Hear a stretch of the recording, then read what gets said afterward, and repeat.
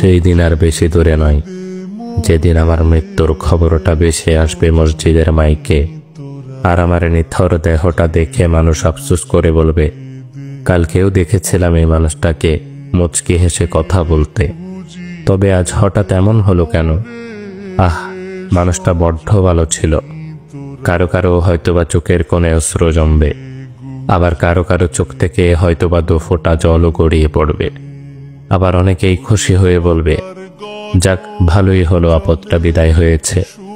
বেঁচে থাকতে কি কম জ্বালিয়েছিল? ব্যস্ততার কারণে আমার অনেক কাছের মানুষরাও হয়তোবা আমার জানাজায় উপস্থিত হতে পারবে না। আবার অনেক দূরের মানুষও শত ব্যস্ততার মাঝেও ছুটে আসবে আমাকে শেষবারের মতো বিদায় দিবে বলে। লুকিয়ে থাকবো আমি 3 টুকরো সাদা কাফনের আড়ালে। কেউ কেউ ছুটে আসবে আমাকে শেষবারের মতো একটুখানি দেখবে বলে।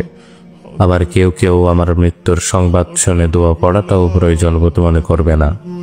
সেই দিন আমার পাশে থাকা ছোট্টকাল থেকে আমায় আদর যত্নে বড় করে তোলা প্রিয় মানুষগুলো বলবে, লাশ বেশি সময় ধরে ঘরে রাখতে নেই, তাড়াতাড়ি নিয়ে চলো। দাফন কার্যে অত বেশি দেরি করতে নেই।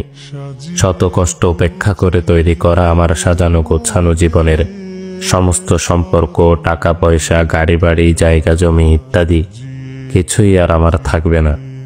এমনকি দিন কয়েক পর হয়তোবা আমার অস্তিত্বটুকুও হারিয়ে যাবে মরুর ধূলিকণার মতো। তারপরও কেন জানি আমার অহংকার, সম্পদের লালসা, ক্ষমতার তৃষ্ণা ইত্যাদি যেন দিন দিন বেড়েই চলেছে। একদিন আমার মৃত্যু হবে, আর সবকিছুই ছেড়ে চলে যেতে হবে সেই অন্ধকার কবরে।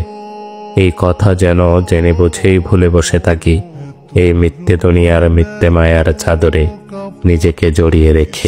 ভালো লাগে না মোর সাদা কাপড়, সাদা কাপড়, সাদা কাপড়।